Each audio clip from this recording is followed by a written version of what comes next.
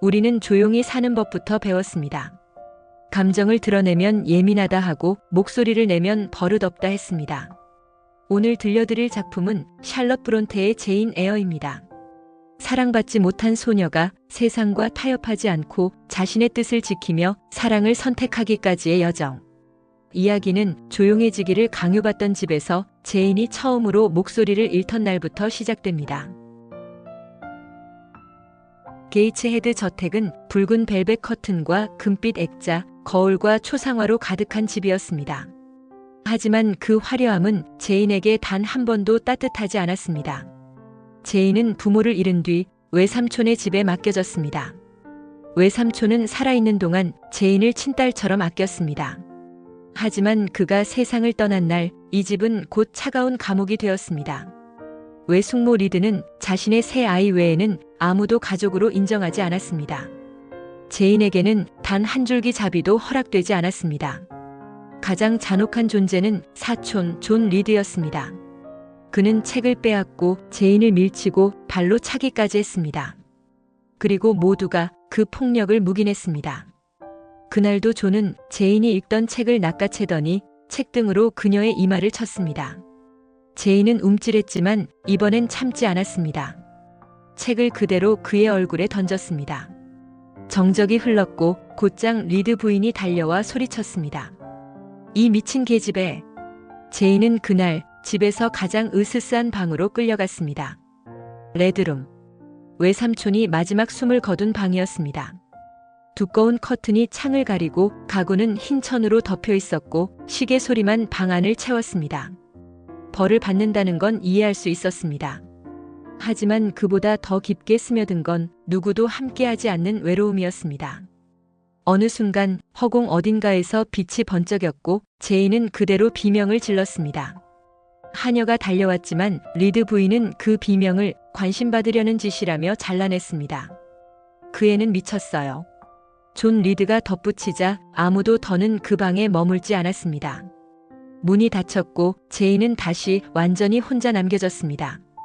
붉은 벽지, 붉은 융단, 붉은 커튼에 둘러싸인 방 안에서 제인은 두 팔로 무릎을 끌어안았습니다. 그날 밤 그녀는 울지 않았습니다. 울어봤자 아무도 오지 않는다는 걸 이미 알고 있었기 때문입니다. 며칠 후 리드 부인은 낯선 남자를 불러들입니다. 브로커스트. 로루드 고아원을 운영하는 사람이었습니다. 그는 제인을 쳐다보더니 단호하게 말했습니다. 이 아이는 타락했습니다. 제인은 말하고 싶었지만 아무도 듣지 않았습니다. 짐은 작은 가방 하나뿐이었습니다. 그 안엔 제인의 전부가 담겨 있었습니다. 그날 누구도 배웅하지 않았고 제인은 뒤도 돌아보지 않았습니다. 다만 마음속에 하나의 질문만이 또렷하게 남아 있었습니다. 나는 왜 사랑받을 수 없는 아이일까?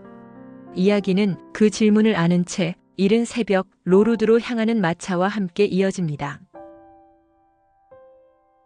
아침이었지만 로루드 학교의 창문 너머로는 햇빛이 거의 들어오지 않았습니다.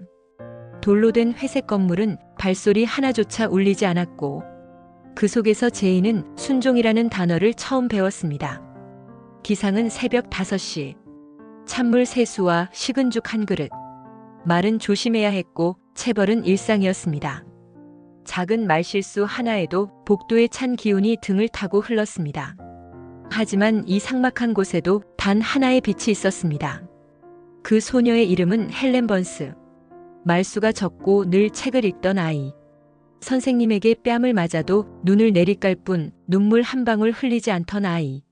제인은 처음엔 그 말없는 수능이 답답했습니다. 하지만 이상하게도 곁에 머물수록 마음이 편안해지는 아이였습니다. 겨울이 깊어지자 교실엔 연달아 기침소리가 들려왔습니다. 방 안은 냉기로 가득했고 수건은 마르지 않았으며 죽은 더 묽어졌습니다. 어느 날 헬렌이 수업에 나오지 않았습니다. 제인은 몰래 기숙사 건너편 병동으로 향했습니다. 침대엔 헬렌이 누워 있었고 그녀의 숨은 짧고 거칠게 이어지고 있었습니다. 헬렌, 나왔어. 잠깐만 네 옆에 있어도 돼? 헬렌은 고개를 끄덕였습니다. 제인은 조용히 이불 안으로 들어가 그 작은 어깨를 껴안았습니다. 헬렌의 이마에선 미약한 열이 느껴졌고 그녀의 숨은 짧고 조용했습니다. 그날 밤 제인은 귀를 기울이고 있었습니다. 헬렌의 밤이 깊어질수록 숨소리는 작아졌고 어느 순간 조용히 멈췄습니다. 울음은 나오지 않았습니다. 아주 조용한 작별이었습니다. 그 겨울 로루드엔 전염병이 퍼졌고 헬렌은 그 피해자 중 한 명이었습니다. 하지만 학교는 평소처럼 조용했습니다. 몇 주 후 아이들의 죽음이 계속 이어지자 결국 바깥의 항의가 밀려들었습니다. 그제야 학교는 조금씩 변하기 시작했습니다. 그로부터 시간이 흘렀습니다. 제인은 그곳에서 8년을 보냈습니다. 학생으로 6년, 교사로 2년. 하루는 책상 위 신문 광고가 눈에 들어왔습니다. 에드워드 페어팩스 로체스터 손필드 저택 가정교사 구함. 제인은 그 종이를 접고 손끝을 가볍게 눌렀습니다. 이제는 누가 데려가는 길이 아니라 자신이 선택하는 길로 나설 때였습니다. 며칠 뒤 제인은 작은 가방 하나만 챙긴 채 집을 떠났습니다. 기차와 마차를 번갈아 타고 험한 길을 달리던 어느 저녁, 그녀는 손필드 근처에 도착했습니다. 기사는 말했습니다. 저 언덕 너머가 손필드입니다. 제인은 길을 따라 걸었습니다. 그때였습니다. 말발굽 소리가 뒤에서 다가왔습니다.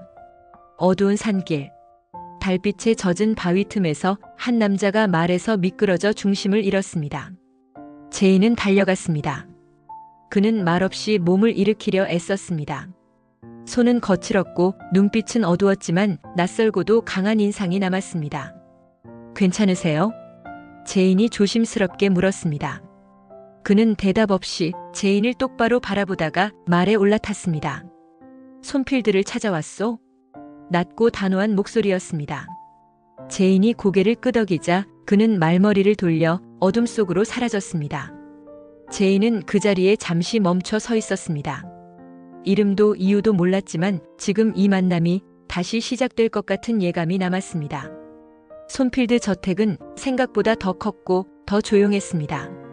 돌계단을 올라서자 랜턴을 든 하녀가 문을 열었습니다. 아델이라는 아이를 맡아주실 분이시죠? 제인은 고개를 끄덕이고 낯선 집 안으로 발을 들였습니다.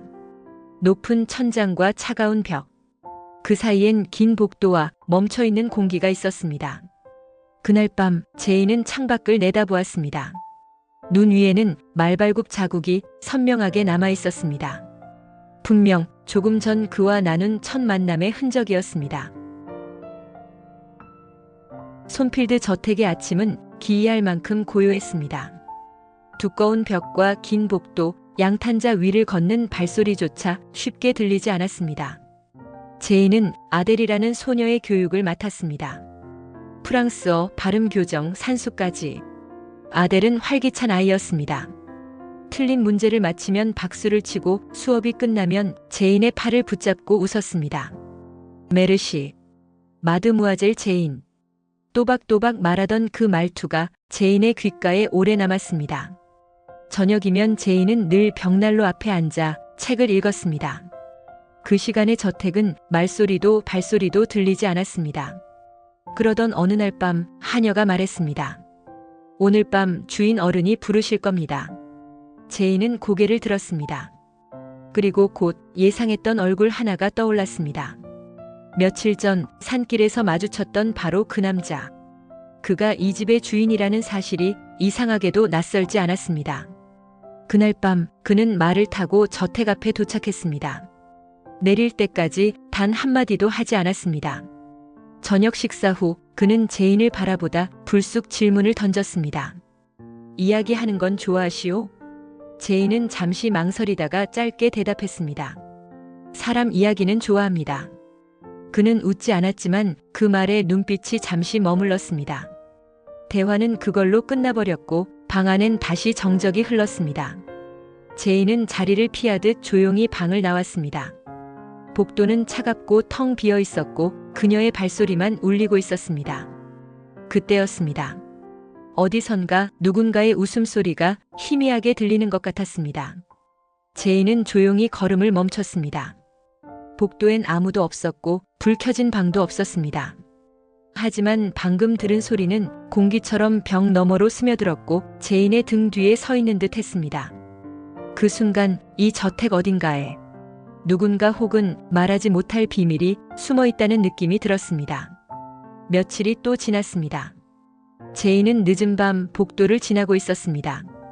어디선가 타는 냄새가 희미하게 퍼졌고 문틈 아래로 연기가 스며나오고 있었습니다. 로체스터의 방이었습니다.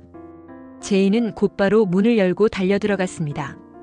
침대 커튼에 불이 붙어 있었고 로체스터는 깊은 잠에 빠져 있었습니다. 그녀는 그를 흔들어 깨우고 침대볼을 벗겨 불길을 덮었습니다. 숨은 거칠었고 방 안은 순식간에 연기로 가득 찼습니다. 가까스로 불길이 잦아들었을 때 로체스터는 젖은 셔츠를 붙든 채 제인을 바라보았습니다. 고맙소. 내가 지금 살아있는 건 당신 덕분이요. 그 말은 짧았지만 처음으로 그가 진심을 보인 순간이었습니다. 제인은 아무 말도 하지 않았고 방 안엔 아직도 연기 냄새가 남아 있었습니다. 그날 이후 저택 안은 다시 조용해졌습니다. 불이 왜 났는지, 그 밤의 소리가 무엇이었는지 누구도 묻지 않았습니다. 로체스터 역시 아무 설명도 하지 않았습니다. 오히려 그 침묵 때문에 제인은 더 분명히 느꼈습니다. 이 집 어딘가에는 아직 열리지 않은 문이 분명 존재한다는 것을. 봄이 왔습니다. 하지만 손필드 저택의 공기는 언제나처럼 조용하고 무채색이었습니다. 그러던 어느 날 로체스터가 말했습니다. 손님들을 초대하겠소. 며칠 동안은 집이 북적일 거요. 그날 이후 손필드엔 말소리와 웃음소리가 오랜만에 돌아왔습니다. 그 중에서도 가장 눈에 띄는 사람은 블랑슈 잉그램이라는 여인이었습니다. 키가 크고 머리는 윤기가 흘렀으며 말투엔 늘 여유가 실려 있었습니다. 로체스터는 그녀의 말에 웃었고 그녀가 찻잔을 내려놓을 때마다 시선을 따라갔습니다. 제인은 멀찍이 그 장면을 지켜보았습니다. 모른 척하려 했지만 눈길이 자꾸 그 자리에 머물렀습니다. 그는 그녀와 결혼하겠지. 그 생각은 아델을 가르치는 시간에도 식당에서 마주치는 순간에도 머릿속을 떠나지 않았습니다. 로체스터는 전과 다름없이 제인에게 책 이야기를 물었고 사람들에 대한 생각도 들으려 했습니다. 하지만 그와의 거리감은 외면할 수 없었습니다. 하녀들 사이에선 소문이 돌기 시작했습니다. 곧 로체스터 씨가 청혼하신대. 잉그램 아가씨한테. 제인은 무덤덤한 척했지만 책장을 넘기는 손이 자꾸만 엇나갔습니다. 며칠 뒤 로체스터는 제인을 불렀습니다. 당신은 내가 어떤 사람 같소? 제인의 마음을 떠보려는 의도처럼 느껴졌습니다. 침묵하던 제인은 결국 참고 있던 말이 나와버렸습니다.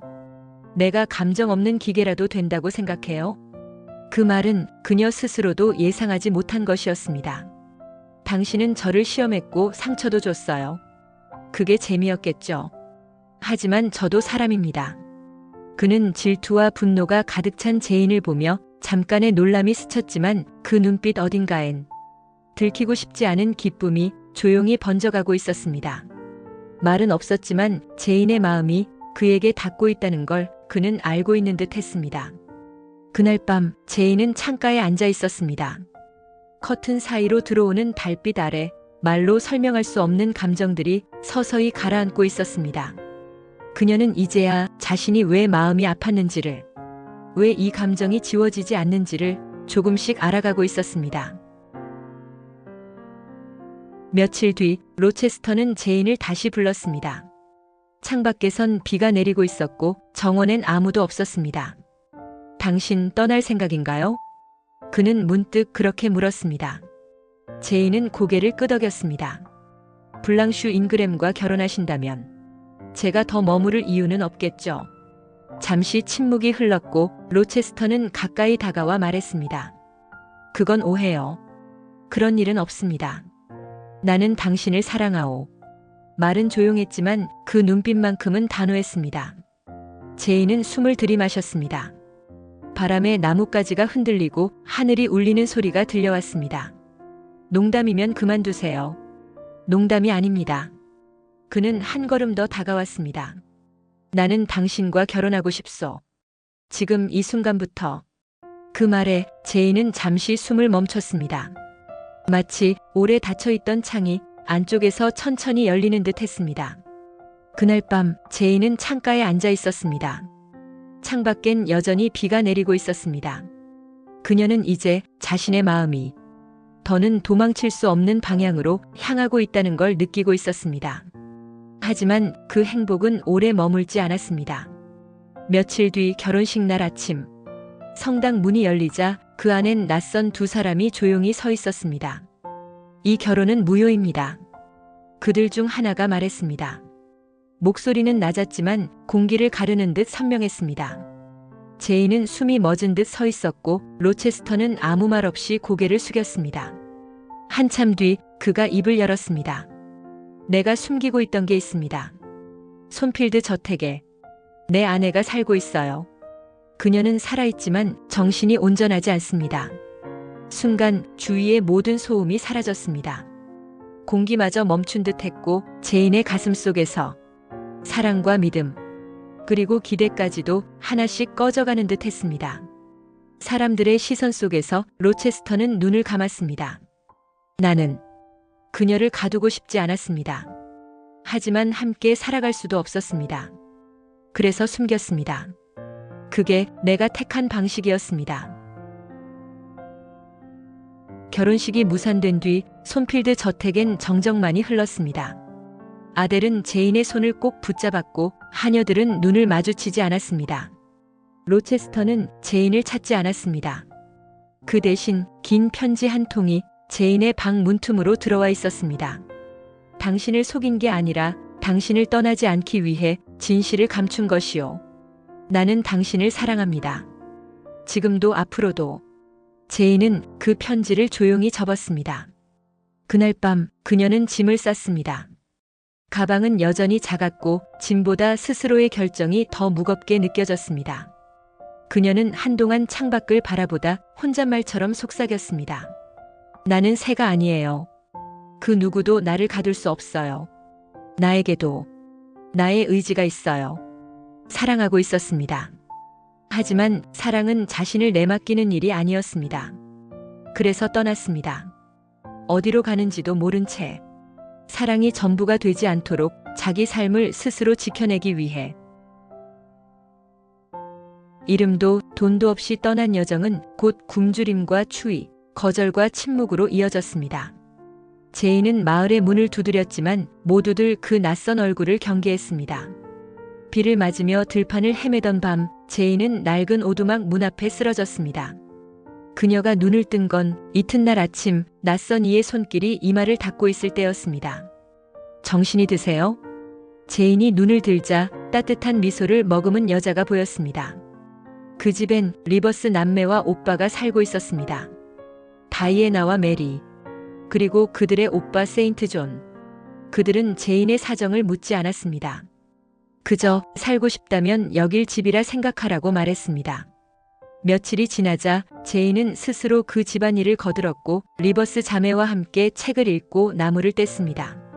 창밖의 공기는 여전히 차가웠지만 집 안엔 사람 냄새와 온기가 가득 차 있었습니다. 세인트 존은 말이 적었고 늘 성경을 읽으며 시간을 보냈습니다. 어느 날 그는 제인에게 작은 학교에서 아이들을 가르치지 않겠냐고 제안했습니다. 제인은 고개를 끄덕였습니다. 아침이면 난로 옆에서 아이들과 책을 읽었고 저녁엔 자매들과 감자를 깎으며 하루를 마무리했습니다. 그런 시간이 쌓일수록 마음도 조금씩 제자리를 찾아갔습니다. 하지만 그 고요함도 서서히 다른 기운으로 바뀌어 갔습니다. 세인트 존은 사람보다 목적을 먼저 보는 사람이었습니다. 눈빛은 늘 먼 곳에 닿아 있었고 앞에 있는 일을 보는 법이 없었습니다. 그에게 중요한 건 감정도 관계도 아닌 자신이 정한 길뿐이었습니다. 세인트 존은 어느 날 제인에게 말했습니다. 당신은 의지가 강합니다. 감정에 휘둘리지 않고 자신을 통제할 줄 아는 사람이지요. 그런 사람만이 신의 사명을 끝까지 감당할 수 있습니다. 그는 자신의 계획이 명확했고 시간이 갈수록 단호함이 스며들었습니다. 며칠 뒤 그는 제인 앞에 앉아 말했습니다. 나는 선교사로 인도로 떠날 예정입니다. 그리고 당신이 나와 함께 가주었으면 합니다. 아내로서. 제인은 고개를 들었습니다. 그의 얼굴은 흔들림 없었고 그 말엔 애정은 없고 사명감만이 담겨 있었습니다. 당신을 사랑하진 않습니다. 하지만 함께할 수는 있다고 생각합니다. 신의 뜻이라면. 제인은 아무 말도 하지 않았습니다. 그 순간 마음속 어딘가에서 모든 문이 스르륵 닫혀버리는 느낌이 들었습니다. 그는 자신을 사람이 아닌 도구로 보고 있었습니다. 안 됩니다. 제인의 목소리는 조용했지만 그 안엔 분명한 결심이 담겨 있었습니다. 제가 원하는 건 누군가의 뜻에 맞춰 사는 게 아니라 내 뜻으로 살아가는 삶이에요. 그게 사랑이든 신의 부름이든 말이에요. 세인트 존은 아무 말 없이 고개를 끄덕였습니다. 하지만 그 순간 그의 눈은 제인을 보는 것이 아니라 자신이 잃어버린 설계도를 바라보는 사람처럼 공허하게 떠 있었습니다. 그날 밤 제인은 오랜만에 로체스터의 이름을 떠올렸습니다. 마음속 어딘가에 그가 여전히 남아있다는 걸 스스로도 부인할 수 없었습니다. 며칠 동안 제인은 자신의 마음을 들여다보고 있었습니다. 세인트 존의 청혼을 거절한 뒤에도 그 감정은 사라지지 않았습니다. 오히려 더 분명해졌습니다. 로체스터. 그의 이름은 말하지 않아도 하루에도 몇 번씩 떠올랐습니다. 그를 잊으려 했던 시간, 그를 밀어내려 했던 날들. 그 모든 순간에도 그는 여전히 자신 속 어딘가에서 숨쉬고 있었다는 것을. 그러던 어느 밤 제인은 창가에 앉아 눈을 감았습니다. 에드워드. 그 이름이 제인의 머릿속에 강렬하게 다가왔습니다. 그 순간 가슴 깊은 곳이 갑자기 꽉 조여오는 느낌이 밀려왔습니다. 멀리 어딘가에서 누군가가 애타게 자신을 부르는 것 같은 목소리. 들을 수는 없었지만 분명히 느껴졌습니다. 제인은 당장 떠났습니다. 마음이 가리키는 곳으로. 기차와 마차를 갈아타고 이틀을 달렸습니다. 그리고 멀리 잊고 있었던 풍경 하나가 그녀의 시야를 멈추게 했습니다. 저 멀리 검게 타버린 벽과 무너진 기둥, 창틀도 남지 않은 건물이 폐허처럼 서 있었습니다. 손필드. 그곳이었습니다. 제인의 발걸음이 그 자리에 멈췄습니다. 바람은 텅 비었고 기억만이 그 잿더미 사이를 스치고 있었습니다. 입술이 저절로 움직였습니다. 늦은 걸까? 정말 너무 늦은 걸까? 제인은 손필드 저택 근처 마을에서 로체스터의 소식을 들었습니다. 불은 몇 달 전 저택의 꼭대기층에서 시작됐다고 했습니다.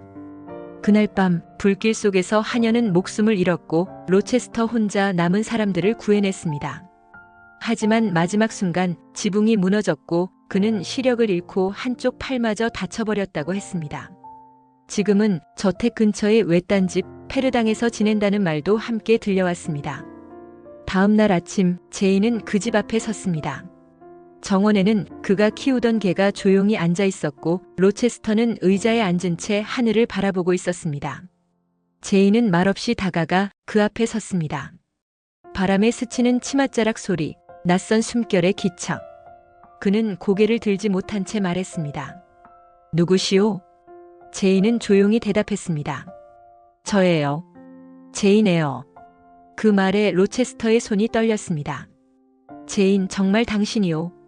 제인은 대답 대신 그의 손을 꼭 쥐었습니다. 그 손엔 예전보다 힘이 없었지만 그 온기만은 여전히 제인의 기억 그대로였습니다. 나는 꿈을 꾸고 있는 줄 알았어요. 그는 숨을 삼키듯 작게 말했습니다. 이렇게 다시 당신을 만날 수 있을 거라고는 단 한 번도 기대한 적 없었습니다. 제인은 고개를 숙여 그의 이마에 조용히 맞댔습니다. 나도 마찬가지였어요. 하지만 이제 그만 헤매도 돼요. 그 순간 로체스터의 어깨가 천천히 내려앉았습니다. 잃어버린 시간은 많았지만 지금 이 자리에 함께 있다는 것만으로도 충분했습니다.